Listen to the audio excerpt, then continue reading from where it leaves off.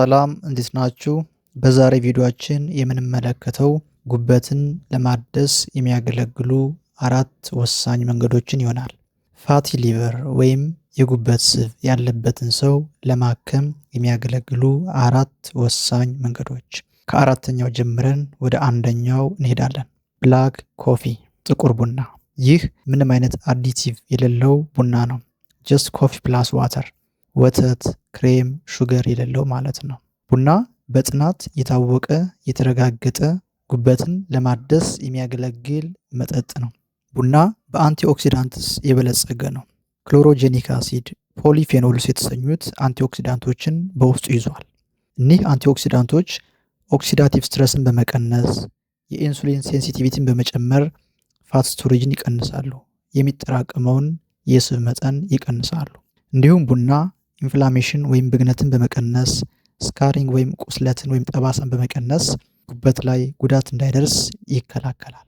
በየቀኑ 2 ስኒ ቡና በመጠጣት ጉበታችንን ማደስ እንችላለን። ቡና ለማይጠጡ ሰዎች ግን ቡና መጠጣት ግዴታ አይደለም። ቀጥለን የምንመለከታቸውን 3 ወሳኝ መንገዶችን መከተል በቂ ይሆናል። ኤክሰርሳይዝ፣ የአካል ብቃት እንቅስቃሴ ነው።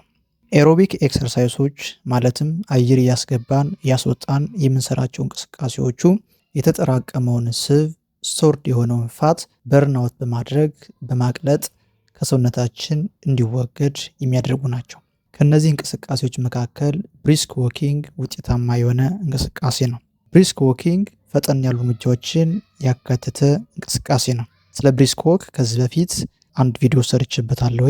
ምን ማለት እንደሆነ እንዴት እንደሚሰራ ምንስ ጥቅም እንዳለው እሱ መመልከት ትችላላችሁ። በቀን ለ30 ደቂቃ ያህል በሳምንት ለ5 ቀናት ያህል በመስራት ጉበታችንን ለማደስ ትልቅ አስተዋጽኦ ያበረክታል። እንቅስቃሴ በቀጥታ ሰውነታችን ስቶርድ የሆነውን ፋት የተጠራቀመውን ስብ ኢነርጂ ሶርስ የኃይል ምንጭ አድርጎ እንዲጠቀመው በማድረግ በርናውት አድርጎ አቃጥሎ እንዲያጠፋው የሚያደርግ ነው። ስለዚህ ትልቅ አስተዋጽኦ ያበረክታል ማለት ነው። አንታይ ፍሩክቶዝ ዳይት፣ ፍሩክቶዝ የተሰኘው ስኳር ለጉበታችን ዋነኛው ጠላት ነው። ለፋቲ ሊቨር የጉበት ስብ መፈጠር ዋነኛው ምክንያት ፍሩክቶዝ ነው። ይህም የሆነበት ምክንያት ፍሩክቶዝን ብሬክዳውን በማድረግ ከሰውነታችን እንዲወገድ የምታደርገው አብዛኛውን ጊዜ ጉበታችን ስለሆነች ነው። ሌሎች የሰውነታችን ክፍሎች አይምሯችን፣ ኩላሊታችን፣ ልባችን፣ አንጀት፣ ሌሎችም ለኃይል ምንጭ አድርገው የሚጠቀሙት ግሉኮስን ነው። ፍሩክቶዝን ከ70 እስከ 90% ያለውን አብዛኛውን ፍሩክቶዝ የምታስወግደው ጉበታችን ነች። ፍሩክቶዝ ሰውነታችን ውስጥ በሚበዛበት ሰዓት ላይ ጉበታችን ኦቨርዌልምድ ትሆናለች፣ ጫና ይፈጠርባታል። በዚህ ሰዓት ላይ ፍሩክቶዝን ወደ ፋት ትለውጧለች። ላይፖጂነሲስ በተሰኘ ሂደት አማካኝነት ፍሩክቶዝን ወደ ስብ ትለውጧለች። ይህ ስብ ጉበት ላይ ይጠራቀማል። የጉበት ስብ ፋቲ ሊቨር እንለዋለን። ስለዚህ ዋነኛው ጠላት ፍሩክቶዝ ነው። ስለዚህ በፍሩክቶዝ የበለጸጉ ምግቦችን ማቆም መቀነስ ወሳኝ ሕክምና ነው ማለት ነው። በፍሩክቶዝ የበለጸጉ ምግቦች ጁስ፣ ለስላሳ መጠጦች፣ የተጠበሱ ምግቦች፣ ቺፕስ የመሳሰሉትን ያካትታል። እኒህን ምግቦች ማቆም ወሳኝ ሕክምና ነው። እንዲሁም የተቀነባበሩ ስታርቾችን መቀነስ፣ ፋብሪካ ውስጥ ገብተው ፋይበራቸው ተወግዶ ጀስት ስታርቻቸው ብቻ የሚቀሩትን እነሱን መቀነስ፣ ፓስታ፣ መኮረኒ፣ ብስኩት፣ ነጭ ዳቦ፣ ነጭ ሩዝ የመሳሰሉትን መቀነስ በእጅጉ ይመከራል። እኒህን ስንጠቀም ፋይበር ያላቸው ምግቦች አብሮ በመውሰድ አብሶርፕሽናቸውን መቀነስ ጠቃሚ ነው። ፋይበር ያላቸው ምግቦች አትክልቶችን፣ ጎመን፣ ሰላጣ፣ ቆስጣ፣ ካሮት የመሳሰሉትን አብረን ከላይ ከጠቀስናቸው ምግቦች ጋር በምንወስድበት ሰዓት ላይ አብሶርፕሽኑን በመቀነስ ሰውነታችን ውስጥ ብዙ እንዳይደርስ በማድረግ ስብ እንዳይፈጠር መከላከል እንችላለን። ክብደትን መቀነስ ነው። ከ7 እስከ 10% መቀነስ። ይህ በጣም ወሳኝ ሕክምና ነው። እንዴት እንደሚሰራ እንመልከት። ክብደት በምንቀንስበት ሰዓት ላይ ካሎሪ ዴፊሲት ይፈጠራል። ይህ ማለት ሰውነታችን ውስጥ ኢነርጂ ሶርስ ሆኖ የሚያገለግል ነገር ያንሳል ማለት ነው። በዚህ ጊዜ ሰውነታችን ስቶርድ የሆነውን ፋት የተጠራቀመውን ስብ እንደ ኢነርጂ ሶርስነት ይጠቀመዋል። ለዚህ ስቶርድ የሆነውን ፋት ስቡን ያቀልጠዋል። ኢነርጂ ሶርስ አድርጎ የኃይል ምንጭ አድርጎ ይጠቀመዋል። በዚህ አማካኝነት ፋቱ ይወገዳል ማለት ነው።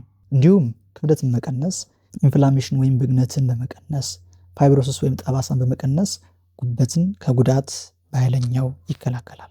ከ7 እስከ 10% ማለት ምንድን ነው የሚለው እንመልከት። ለምሳሌ አንድ ሰው ክብደቱ 80 ኪሎ ግራም ከሆነ 7% ማለት 80 ሲባዛ በ700ኛ 5.6 ኪሎ ግራም ማለት ነው። 10% ማለት ደግሞ 80 ሲባዛ በ10 መቶኛ 8 ኪሎ ግራም ማለት ነው። ስለዚህ 80 ኪሎ ግራም ክብደት ያለው ሰው ከ5.6 እስከ 8 ኪሎ ግራም ክብደት መቀነስ ያስፈልገዋል ማለት ነው። መቀነሻው ከ5.6 ታርጌቱ አቺቭ ለማድረግ የሚሞክረው ደግሞ እስከ 8 ኪሎ ድረስ መቀነስ ማለት ነው። ይህን በምን ያህል ጊዜ ነው መቀነስ ያለበት? በሳምንት ከ0.5 እስከ 1 ኪሎ መቀነስ ታርጌት ማድረግ። በጣም በፍጥነት መቀነስም አስፈላጊ አይደለም። ለዚህ በሳምንት 0.5 እስከ 1 ኪሎ ግራም ለመቀነስ ታርጌት ማድረግ፣ ዓላማ ማድረግ፣ ከዛም ከ7 እስከ 10% ለመድረስ መጣር በተወሰኑ ወራት ውስጥ አቺቭ ማድረግ የምንችለው ነው ማለት ነው። ውድ ተመልካቾቼ በዛሬው ቪዲዮ የተመለከትነው ፋቲ ሊቨር የጉበት ስብ ያለበት ሰው ወደ ጤነኛ ጉበት እንዲለወጥ የሚያደርጉ ወሳኝ መንገዶችን ተመልክተናል።